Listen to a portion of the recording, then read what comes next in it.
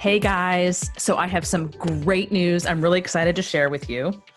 If you are a single woman, a divorced woman, or if you have a daughter who's single or divorced, you are going to want to get a copy of my new book, How to Get Hitched and Stay Hitched, which is available now at Amazon for pre-order. And here's some inside scoop you probably don't know. Pre-orders matter. They're a great indication of consumer interest in a book. So if a lot of people pre-order the book, retailers are more likely to keep a lot of copies in stock. So please head on over to Amazon and type in How to Get Hitched. This book is the antidote you need to reject the lies you've been fed by the culture about men, about sex, about love, about marriage, and about work and family. It's about what you really want versus what you've been told you should want. And it's about what's true of men in marriage versus what you've been told is true. The subtitle of the book is A 12-Step Program for Marriage-Minded Women, because it's designed to be a detox from the cultural garbage women have been fed for years and to help support you in your desire to be as successful in your personal life as you are in your professional life. Again, that's How to Get Hitched and Stay Hitched, a 12-step program for marriage-minded women, up at Amazon for pre-order now. Okay, guys, I cannot tell you how excited I am for today's podcast episode. It's the first of its kind, and I wish I could tell you that more will come. But the truth is, it's really hard to get a coaching client who's willing to talk about their marital struggles. Obviously, that's not surprising. Fortunately, Lauren Taylor is unique in this way and agreed to come on my podcast to talk about her and her husband, Jarryd's struggles and about our work together. When Lauren, who by the way is from South Africa, first reached out to me, she and her husband had separated and were close to divorce when she heard about me and bought a copy of The Alpha Female's Guide to Men in Marriage, which she said spoke to her. When I asked Lauren what's on her wish list for how she'd like her marriage to be different, she wrote that what she wanted was to be softer and kinder to her husband and to be more tolerant of his shortcomings, to find a way to effectively balance their roles and responsibilities, to find a solution to their finances, to stop feeling resentful, and to feel safe, secure, and adored. And we're going to talk about all those things in our conversation today. Lauren was an ideal client, as was her husband actually, for one overarching reason: their attitude. I wish all my clients were as open and as committed as Lauren and Jarryd were. It makes all the difference in the world. If you are not all in, if your attitude is not, let's do this, the coaching won't work. So without further ado, let's meet Lauren. Welcome to the show, Lauren. Hi, Suzanne. Thank you so much for having me here with you today. It's super exciting. I'm so excited to talk to you. Really, I'm excited for you to share your story and for people to learn and just feel so emboldened by your story. That's the most exciting thing for me. And I, like I said in the opening, I wish I could do tons of these all the time, but there aren't a lot of Laurens who are willing to do it. So I'm so grateful for you. I thought we'd begin by just telling people, let's tell people how old you are, how long you've been married, and then tell us about your online business that was supposed to be just sort of a side gig, and then it ballooned, and how that changed your life for you and then for your marriage as well. Okay, so Jarryd and myself, we're both 31 years old. We have been married for 9 years, almost 9 years. We've been together for since we were 17, 18. So that's well over 12, 13 years already. We were actually together for 2 years, and we broke up for 2 years and realized that we were still very much in love and wanted to be together. And so we've got back together, and shortly after that fell pregnant with Aaron. So I've been married for 9 years. And we kind of started with big dreams. At that stage, I had a diploma in hairdressing. And when I fell pregnant, I had to sort of, make new plans. And Jarryd's mom owns a company called Manners for Minors. And she gifted me with an amazing opportunity to start my own franchise. So I would become a Miss Manners, and I went in and started my own business and actually started teaching good manners to little kids. And then in the afternoons, I could come home and spend time with Aaron when he was a baby. And I sort of built the business up, and it was doing really well, but I was traveling a lot. I live in a small little town in Hartbeespoort Dam, and it was about an hour's drive every day. And Excuse me, really just to remind anyone, sorry, who didn't hear the beginning, this is South Africa, just so people know. Yes. And so, Deline needed a bit of help at head office. And she said, well, sell the franchise and come and work at head office. And so I sold the franchise and, I earned a very humble, nice little salary. I trained all the Miss Manners, did project development, curriculum development. And so between myself and Jarryd and the salary we earned, we were both pretty equal at that stage. We lived in a 1.5 bedroom little flat on someone's property, just starting out. And yeah, things were simple. We didn't have much money left over. We drove one little car, and but we always sort of had big dreams. And shortly after that, someone introduced us to network marketing. And I think things really changed for me in terms of what was possible. And this idea of financial freedom was sold to me. And to Jarryd too. I think we realized that, wow, we really do value our time. And here we were in this little house late at night, dreaming what we would do if we had all this money and time freedom, and where we would go and how we would spend it. And so I think that's sort of where it all started for me, was this desire to just live a certain life and not really intending, having no clue it would be where it is today at all. And so I was still working at Manners for Minors, and a friend of mine approached with a business she'd started selling weight loss products. I'd always been overweight, so this really spoke to me. I was, very passionate about it and helping other people. And at that stage, it was all just about earning a little bit of extra money. Something that would help pay my car off or help us go on a holiday. I had no intentions that this would ever be a huge business. And that pretty much happened for about 6 months, where it was sort of very, very small amounts, just supplementing my income on the side. And then 1 month, I decided to run a competition and try something different on Facebook. We used to call it... Uh-oh. Hold on, Lauren. Sorry, you froze for a minute. We used to call it what? We used to call it like the Facebook honeymoon days, because you could post something and everybody would, it's not like it is now where the algorithms are against you. Yes, so yes. It was great. You just posted something and people would respond. And I thought, well, let me have a competition and I will give away a free month supply. And it just blew up. When I say blew up, it just blew up. And I realized then what was possible with this business. Financially. Yeah, it was just out of this world. I mean, it almost like times 20 my salary in 1 month. And so it kind of got to a situation where I needed to make a decision. I couldn't do Manners for Minors and this. And, obviously it was far exceeding my salary. And so I did it, and I had such a passion for it. Plus it allowed you to be home, right? You were home for all this, whereas the other job you weren't. Yeah, so I could be home for it. But I was working until 2 a.m. I became absolutely obsessed, totally obsessed.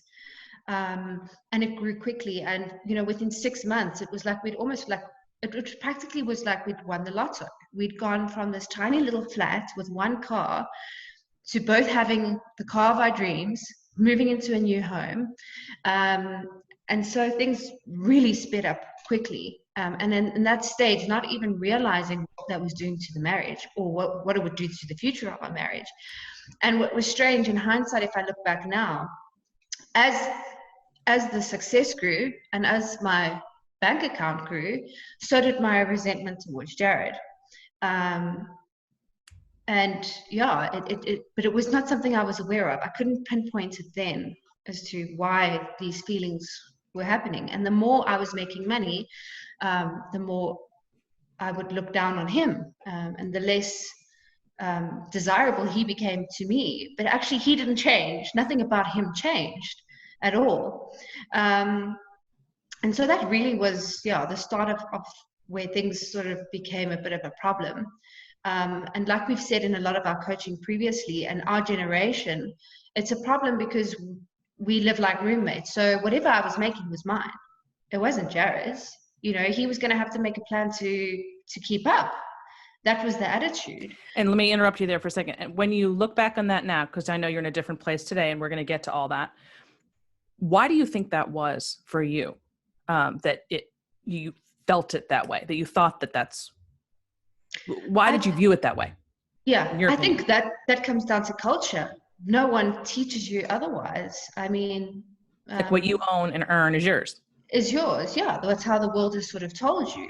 It's not even something you think about. It's not even something you choose. It's not like I chose to make it that way. It was just how it was. It was a case of, well, I'm making this, I'm bringing this to our lives, so you're going to have to step up now and somehow meet me halfway. And of course, there was no way he was going to be able to do that. I mean, if I look back now, no wonder the guy felt the way he did. I mean, what was he supposed to do that was Yep. going to change things? Yep. So yeah, it all makes a lot of sense now. Okay. And so at that point, I wrote something down here because I remember you said this. And so I made note of it and wrote it down. You said, I thought we weren't normal until I found you. So tell everybody where the connection between stumbling upon me in this situation, where you were with your marriage when we met. Okay. So yeah, when that started happening, I then fell pregnant with our second child. And at that stage, running a business, pregnant again, Jarryd sort of had an ultimatum already then at that point that he was going to go and work for my dad. He left his job. He wasn't earning enough money, according to me. And so he was going to get this job with my dad, but it required that he worked away for 2 months at a time. So he was gone for 2 months and back for 2 weeks. And again, because I was running my business and I'm the strong woman, people would say, are you sure that you're going to manage with a brand new baby, a child that's already 6 years old, and a business, and your husband's not around? I was like, no problem. I'm just going to be easy. And off he went, and it wasn't that way. So of course the resentment grew even further. I felt more of a victim. And so yeah, Jarryd eventually came back. And that was about sitting at home for 2 years, not really having work. And last year, pretty much after the whole COVID thing, September, I just had enough. I don't know. I'd reached a point where I was overweight, depressed. I did not see any form of reconciliation in our marriage and not even that. I just felt we'd tried everything, and we really had tried. It wasn't a case of not wanting to try. I felt totally hopeless, and I knew I just couldn't keep doing it that way. And so the only option was that it was enough now, and it was time to end things. So I had actually asked Jarryd to leave. We were still luckily kept things very nice and for the kids, but still in a place of not being too sure of what I was actually going to do. The one day I took a drive and I was listening to Mikhaila Peterson.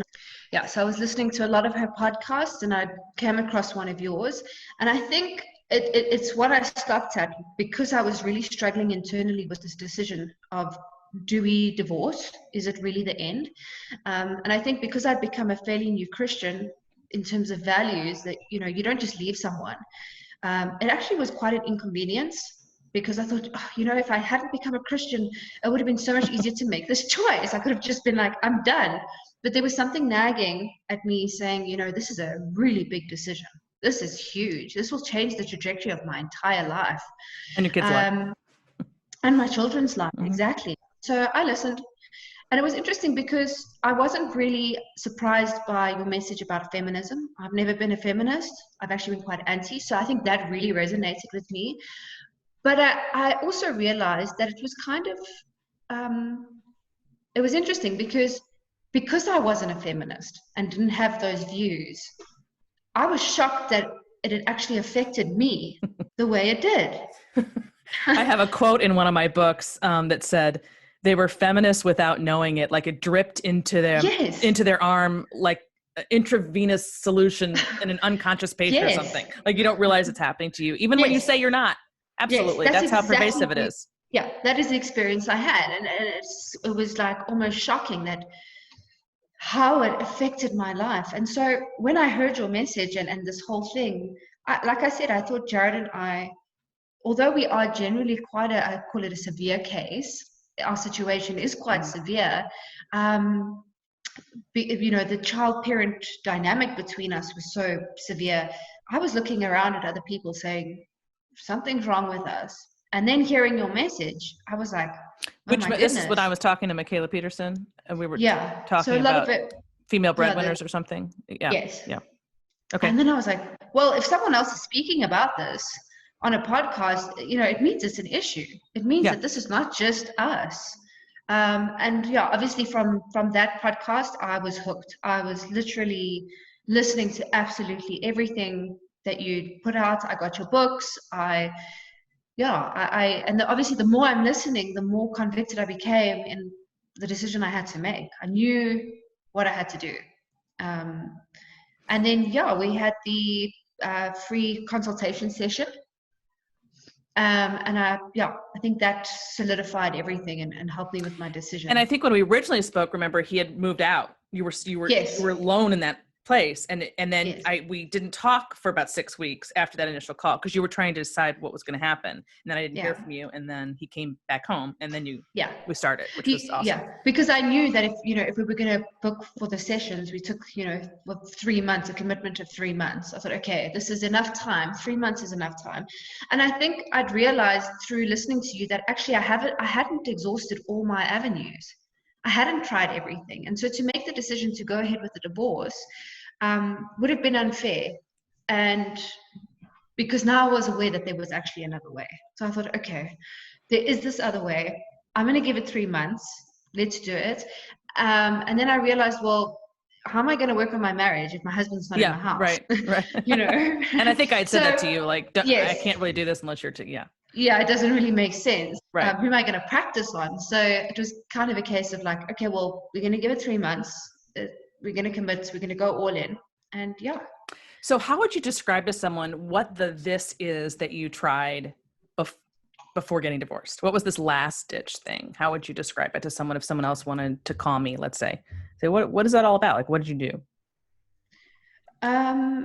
Do you mean like all the avenues that we had previously tried? You and me post working with me, that what was the thing that you tried that you hadn't before you called me? Okay. Well, I think that's quite an easy one, was actually looking at myself. Every other avenue was a way of fixing Jarryd. Mm-hmm. Every single other thing we tried was working on what was wrong with him, not actually what was wrong with me, because I was perfect, right? Mm-hmm. I was doing everything right. Yeah, of course. Women do everything right. Yeah, I was, making the money. I was looking after the kids. I was, so righteous. And so it was the only thing where it actually required that I took a step back and looked at myself and thought, oh, actually, you could be a big problem here. And when you started to do some of those things, what did it look like and what was the response from Jarryd? So it was very difficult. It still is. Mm-hmm. And it's something that's going to take some time. I think initially we both knew what we were doing. So if there was any strange difference in my behavior, I think he knew where it was coming from. But there were some times where it just happened so naturally. And it proved that in how I changed or did things differently, I often got what I wanted. And maybe go ahead. Yeah, and maybe it wasn't instantly. But there was, there's so much to say. There was almost like a reconnecting that sort of started to happen. So for people who are listening right now, can you tell them, I can hear them thinking, what is it that you did? What was it specifically? Can you give one or two things that we did, or I mean, I didn't do, you did, but that we worked on that you did that produced a different result? I think the biggest thing was just to shut up. That was the start, was just to actually shut my mouth. And that is still something I struggle with. Me too. Yeah. But that is the awareness now. It's like, you don't always have to have an opinion and you don't always have to say something. And that was profound for me, because it was like, really? But my opinion matters a lot. And I realized it doesn't. And again, trusting. Well, it matters. It matters. Your opinion matters, but there's just a way to express it. Let's put it that way. To express it, exactly. And so it was about learning to just be quieter and not always have something to say. and trust. I think that was, so the two biggest thing was to be quiet and to trust that he was able and capable, and to actually allow him to make those mistakes. And it was a big step for him, because he was kind of like not sure of, like, okay, she's not really saying much, so should I do something or not? And then it was allowing him to do it, and then also being okay with whatever the outcome was, whatever it was that he did or said. It's okay. However that looks, it's okay. So those have been the two. In the same way that all those years when it was reversed, he didn't complain when you messed up. Right? Yeah. Like you made, he was getting out of your way so you could make the decisions. And his response to that was totally different from the way yours was when you kind of reversed it. Right? Yeah. So tell people a little bit about your background and Jarryd's, your childhoods, in terms of what your takeaway about marriage and love and relationships was then versus now. Okay. So I think, we both come from secular homes where there was no form of religion or nothing really. There was no forms of beliefs. There were values. I mean, everyone's got values to be good people, but that's as far as it went. There was never conversations about, the type of person you should marry one day. I mean, we kind of come from that era where our parents smoked with us. We ate cereal and watched cartoons all day. We didn't have that information that we do now. So our upbringing, like, the typical 80s kids, 80s and early 90s, our parents spent the majority of their weekends drinking and partying, and we were there. We were amongst the adults. We call it braaiing in South Africa. We have a braai. Oh, spell that. What does that say? It's a barbecue. So we call it a braai. Okay. It's BRAAI. So every weekend there'd be a braai and a lot of drinking and partying. What's that word? Braai. Let's have a braai. Yeah. Okay. And it's sort of we although we knew our parents loved each other, there was a lot of dysfunction.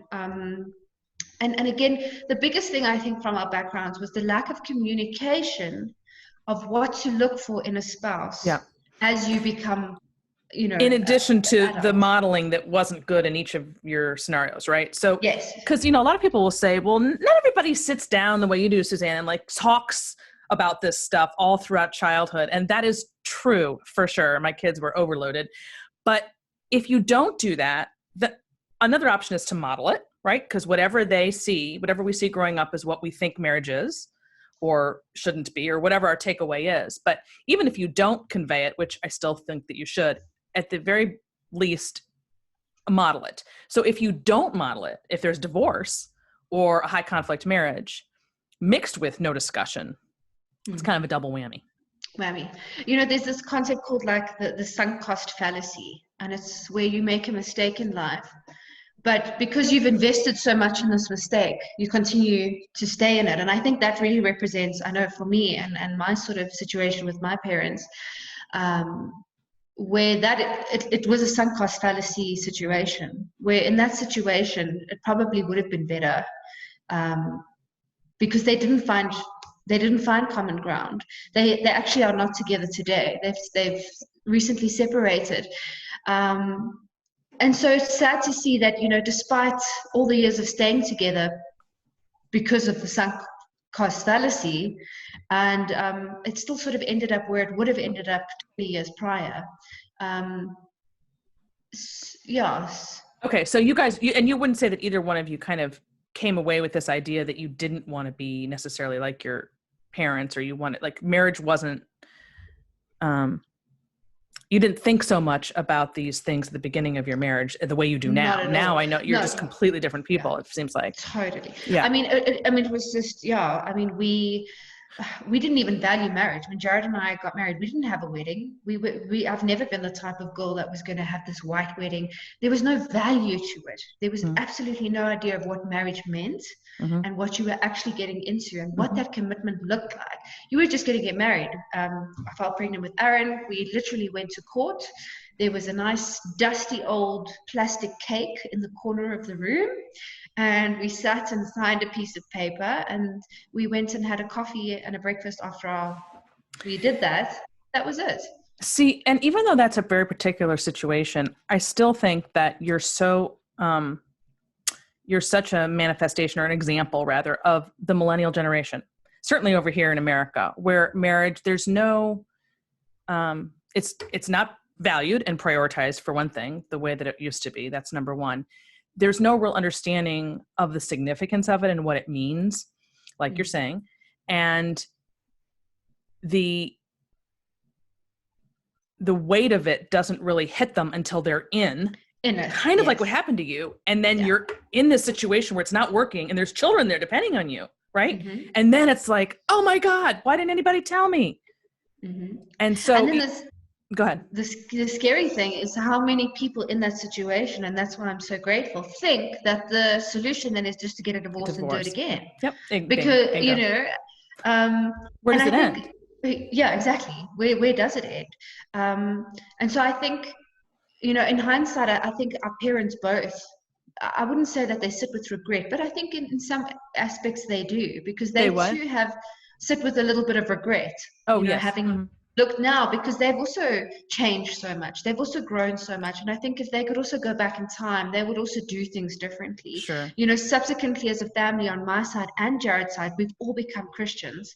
From becoming, you know, secular, we don't believe, somehow we have found faith. And it is strange. But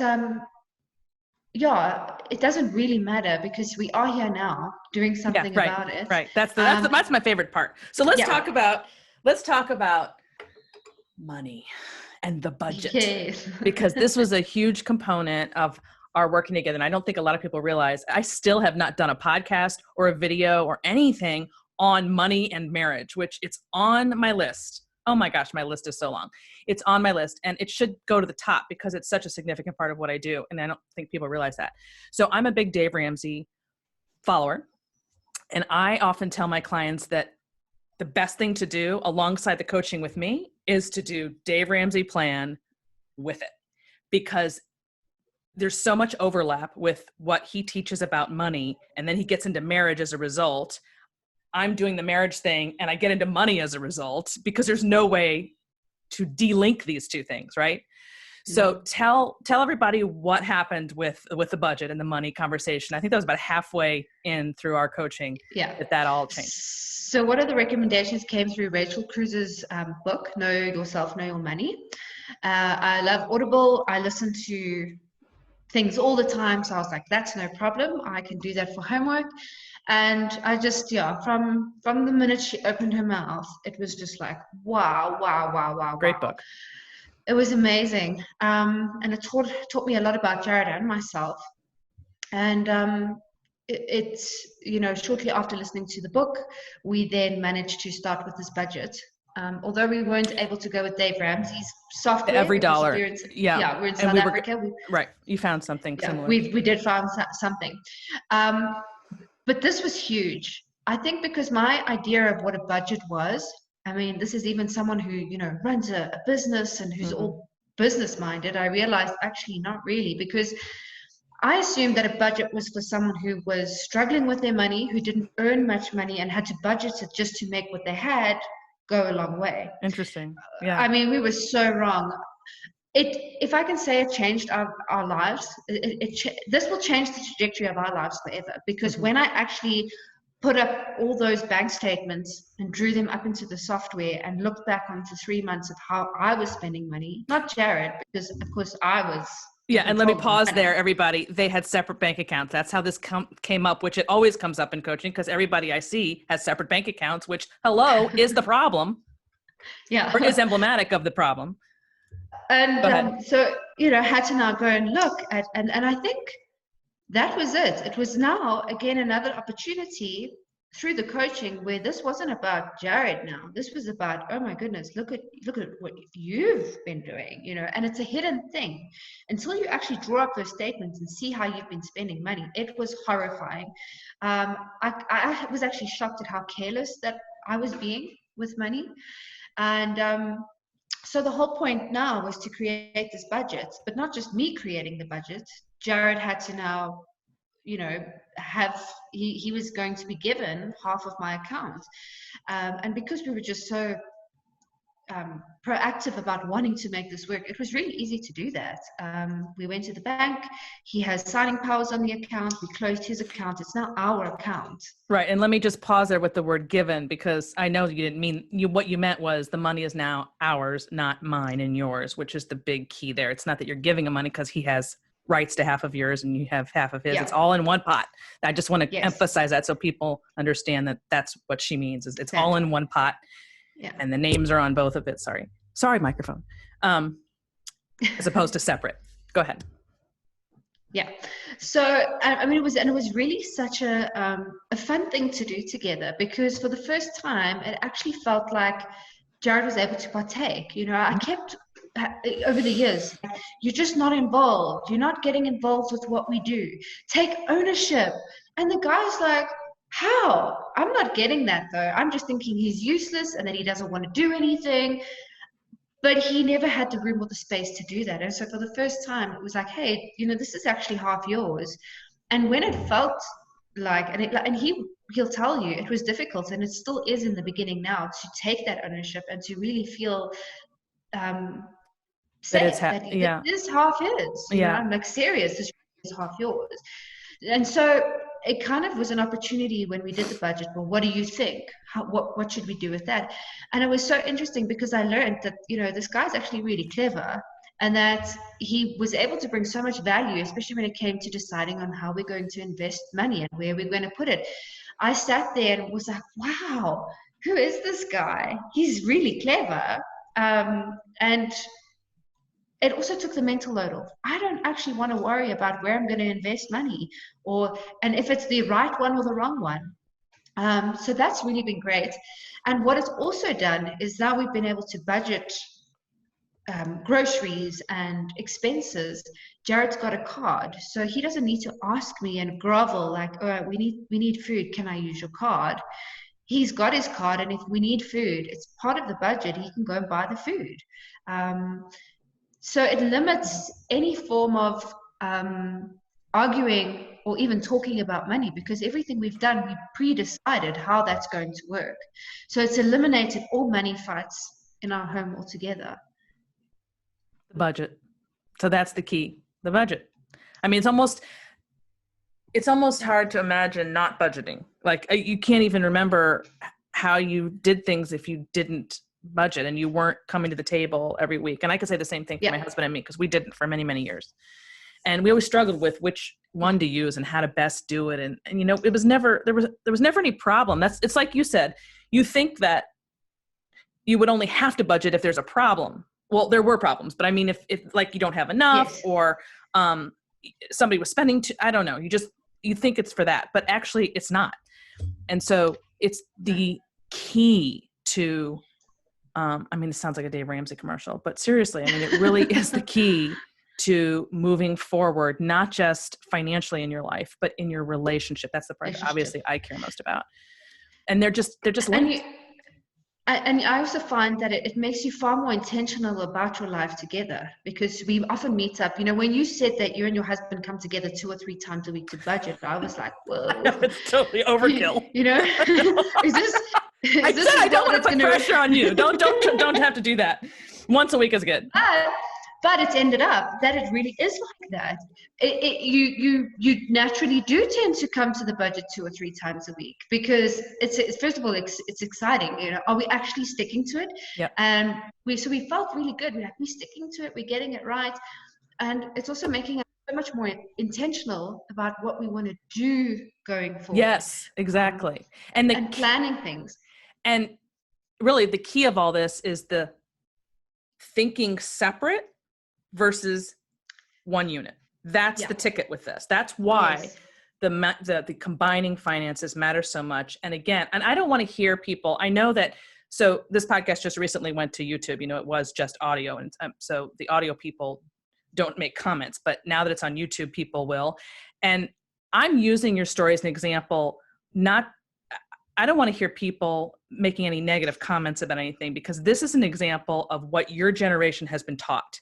And I truly believe that you can't really ask people to know what they don't know if they were not taught. And if the culture isn't helping, your parents aren't helping, where is it going to come from?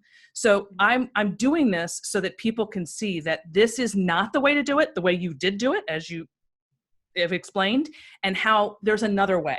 And that other way is a way forward for your marriage. And it's the opposite of what the culture teaches you, which, for example, when it comes to money, is to keep everything separate. Mm-hmm. Or people are buying houses together before they're married, which is not even knowing whether they're going to get married, or not just houses, but making purchases without knowing whether or not they're going to be married, or they make a purchase based on 2 incomes instead of 1, because they think that you're both going to be in the workforce full time, year round, all the time, and then nobody can stay home when they want to. And that's another thing that we've talked about, you and I, that had you made those decisions earlier to do those things properly, not the way the culture teaches you, you would have been in a different boat. Because I know you've said, we've talked about how you want now. You can tell people if you want about, for you to think we've mentioned your business. So tell people what your business is. Sorry about that. And how now it kind of runs on its own. Like you're not in the way you were before. So it allows you flexibility, but you also, I guess what I'm trying to say is you've changed over the years in wanting to be home more, right? Yeah. Okay. Yes. So it's called Happy Shrinkers, and we focus on weight loss programs and products for ladies that are overweight. And predominantly, I think the focus of our business mostly is in the support and actually, really being there for people during their journey and motivating them on their progress.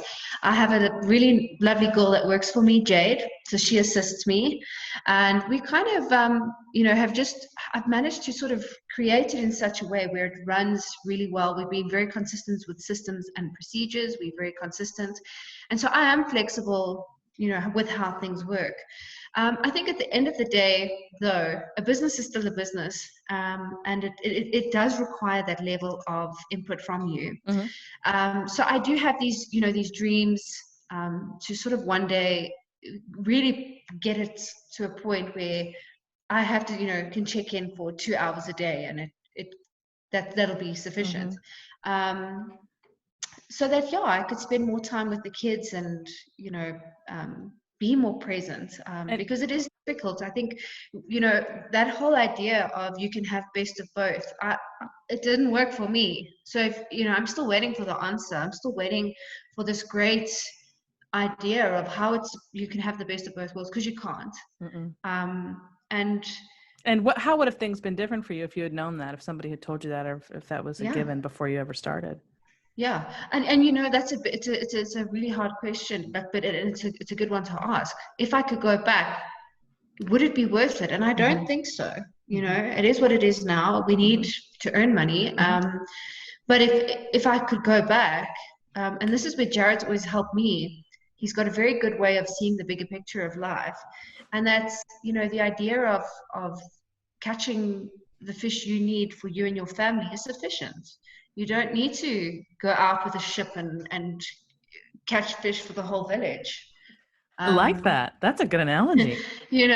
So if and I think he's always been quite level-headed that way. Yes, he is very. More to life. And so, my ambitions totally outdid me. Mm-hmm. And if I could go back, I probably would reconsider how I did it. And not to say maybe that I wouldn't have started my business, but that there's enough for us, and that we don't have to go all the way to the top. And you climb this ladder and you realize that actually this is not the ladder you want to climb. And so you spend all your time going back down to search for the next one. It's a never ending, it doesn't end, does it? It's again, another huge thing with your generation, it's never enough. Yeah. Okay. So you began doing a gratitude journal, and tell people about that. Yeah. So this one actually took me a bit of some time to get into. But it does help. It's, 3 things in the morning that I had to just think of Jarryd and what it is I'm grateful for. And And it really helps put things into perspective, especially if you become, and it's a habit. I've actually had formed over the years a habit of critical thinking, especially when it came to Jarryd. And so the gratitude journal was really a good way of helping you get yourself out of that habit of thinking a specific way about him. Yeah. Especially when resentment is involved and you have all these negative emotions that have been built up and unresolved for so long, you can't help but just think a certain way. And so the gratitude journal really just brought me back to all these amazing things. And you'll be surprised, in the beginning, it's hard. It's like, number one. But once you sort of get into it and you humble yourself, you realize that there really is a lot to be grateful for. And that changes your heart, it changes your heart and how you feel about that person. And like didn't we talk? Jarryd, sorry. I tend to easily forget. Like I often say to Jarryd, I will come out of bouts of anger, and I have to say, I'm so sorry. I forget so easily. And yeah, he's always there to sort of be so easily forgiving and understanding. And yeah. And we talked about that, I think, a little bit, how the natural reaction or response for a woman, that men don't relate to that feeling of resentment. That is just not typically, as a rule, a male thing, where a man is building up resentment toward the woman the way the woman does for the man. And you were looking at him like, wow, it's almost like he's a better person. He's a bigger person. Let's put it that way. And you're trying to emulate that. Yeah. And whoever does that, whoever talks about how we as women should look to men to see how we might be better, whoever talks like that. Yeah. And I mean, we were actually joking about it the other day, and we were just saying, and he was rightfully so. Like Jarryd said, I'm not sure many men would have put up with you like I have. And I realized he's so true. They probably either would have left or they would have had an affair, because he's really actually put up with a lot. And like you say, all it's done is highlight and show me that he is the bigger person. And wow, what a great guy, to have stuck through all of that. He's a great guy. I can vouch for that. And we talked a lot about noticing, going back to the very beginning when you said what was different this time before you got divorced was for the first time looking at yourself instead of what was wrong with Jarryd and pointing fingers all the time. And you're a victim of him to all of a sudden looking in the mirror. It's basically what it was, right? And part of that was about owning your responses to things. So, and this is true for men and women, but how you respond to somebody is all on you. It's not on the other person. There's nothing they can do to make you act a certain way. So when you feel that anxiety welling up in you as a result of something that somebody says or does, it's up to you to get in control of that emotion, not to lash out and then say, see, you're a bad spouse. You're making me do this. It's your fault. It's coming up with these things. Breathing, mantras have been huge, right? Mantras still huge for me. I do them all through the coaching. That's huge, is coming up with a phrase that is really about what's happening to you inside your body when you're feeling that anxiety about whatever it is. And then coming up with a phrase that tells your brain to do the opposite of what it's naturally doing. So what was yours? I can't remember what was. Yeah. So mine was really simple. It was really simple. It was just be calm and be still. That's all I needed to tell her. Just be calm, just be still. Just be calm, just be still. Because in that moment, I found then in the calmness and the stillness, my senses would come back and a more rational mind. That's all I needed, was just to get to a point of just rational thinking. And it's such a dynamic there, because then when if you don't do that, then the other person either removes himself or retaliates, either of which is not good. So ideally you want each person to be responsible for their own reactions, but the mantra, it just takes the onus completely off of what the other person's doing. And then you're naturally going to bring, even if it requires, this isn't the mantra, but this is a different tactic, removing yourself from the room temporarily and breathing, right? Yeah. Or like I used to tell my husband how to drive all the time years ago. It's been a long time, thank God, because it took me forever to get with the program. And I wrote about that in the Alpha book. In order to stop it, I had to turn this way and look out the window and let the moment pass. If I was like feeling an urge to tell him, I had to like close my eyes or turn away, because when I was looking at it, I wanted to say, go this way, go that way. And it took forever. And then I finally, it does go away. It really does work. It really does work. But it takes, if it's not your natural way of things. I used to think that you couldn't change years ago, that it was your personality and take it or leave it. That's just not true. It's also a very childish way of looking at a relationship, a marriage for life. You can't be just the way you are, that you're going to have to adjust. And that's the thing with our generation, is there is that type of thinking. It's a very selfish, self-centered. It's a case of, well, if you don't make me happy, or if you bring certain things out of me, it's not, then I should be with someone who makes me feel good and feel happy. It's all self-seeking. Yes. There's no responsibility, like you say, for your reactions or how you're doing things. And like Jarryd and I were saying, that's why marriage, it's like the best self-development project you'll ever take in your life, because it really is. No book is going to help you, and no course or anything is going to help you become a better person. And it's almost, is that why we were designed this way? It's because it really keeps you in check to be a better person. And if we just keep going around demanding people to suit who we are, how do we ever grow and become better people? Bingo. That is the reason. I got really lucky. So, and that's again perception and how we can choose to see things, because yes, there are still days now and I think, oh my goodness, this is crazy. It's so hard. And then I just remember like, I've been really blessed. I was given a tough project. I'm capable and I can do it. And some of that is letting, your feelings aren't facts, right? Feelings are not something you're supposed to act on. They're just feelings on that given day or moment. You don't do anything about them. You let them pass. Now, if it's recurring and it's the same thing over and over, you got to address it. But don't jump on every feeling you have. Just let it be a crappy feeling and move on. And the next day you're going to feel better. It's like going the long haul, right? It's like looking out into the future of your life rather than living in the moment, which is another big thing in your generation, is everything is, nobody ever talks about, a 25-year plan. It's always, what can I do for tomorrow to feel good, or to get more money, or to, I don't know, whatever the case may be. And then your marriage philosophy changed. And I think that's really important as well, because as you said, when you first started, you didn't have any strong marriage philosophy. It wasn't even taken seriously. So what do you think the significance of how you look at marriage, what does that do for your marriage? Why does that improve it, in your opinion? So I think it's again, a generational thing, where you go into a marriage and it's all about these two people who are just going to make each other happy. And so again, like you said, there's no deep philosophy. There's no reason other than a self-seeking space of, you're here to serve me and make me happy.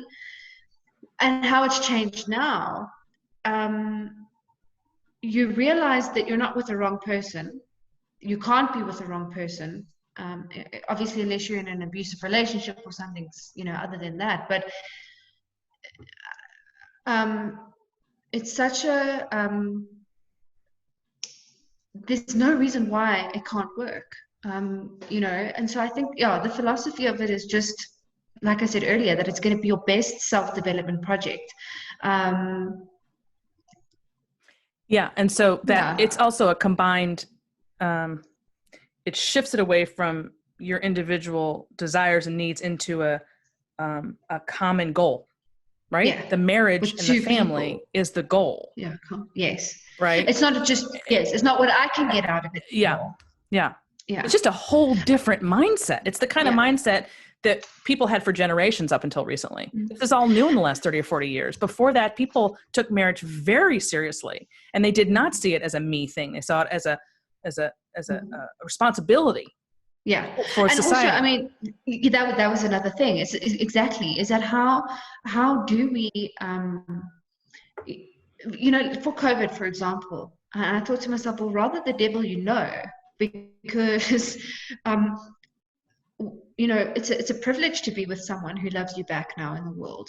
How many people aren't finding that? So that's a privilege to just have someone by your side. Things are crazy out there at the moment. The world is weird. So if you can just have someone who's standing next to you just to hold you and who knows that you can trust and support them, I think you've already got everything, that most people don't have. Amen. And so that's I think that to me has shook me, is that I've almost behaved like a brat, and I'm looking at myself now going, wow, there's so much to be grateful for. And then of course for my children, what a privilege that they will be able to grow up with the parents who really have tried their best to maintain what's actually normal and what should be normal. And so hopefully that will then give them a better start to life than we had, so that they don't have to do this. They can actually enjoy their time with the people they marry one day, instead of wasting so much time. If I look back now on the time that has been stolen from Jarryd and myself, from just being miserable, and it was all decisions. I chose to be that way.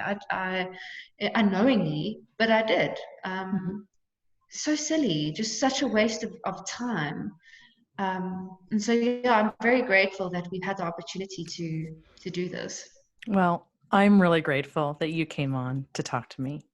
So, I can't even tell you, just so grateful, so happy. Cannot thank you enough.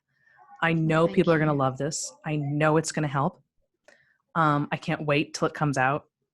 Yeah, I really just am very grateful for you. Yeah, and thank you for everything. I think I'm going to be a celebrity here in South Africa, because I've got all my friends and my sister and all the ladies in my life like, Suzanne, we love Suzanne. So I love it. That is so awesome. Thank you, Lauren. Yeah, and you're my favorite. South Africa. You're my only South Africa client. So obviously, that has been big fun for me too. So okay. So we'll talk again soon, and thank you again. And that ends this hour of the Suzanne Venker Show. Don't forget to continue the conversation on Facebook by typing in the Facebook search bar, The Suzanne Venker Show. Also, please recommend this podcast to one friend you think would enjoy it. And don't forget to leave us a review on whatever platform you're now using. Finally, if you have a question or comment for me, you can email me at Suzanne@thesuzannevenkershow.com. Thanks for listening, everyone. Have a great week.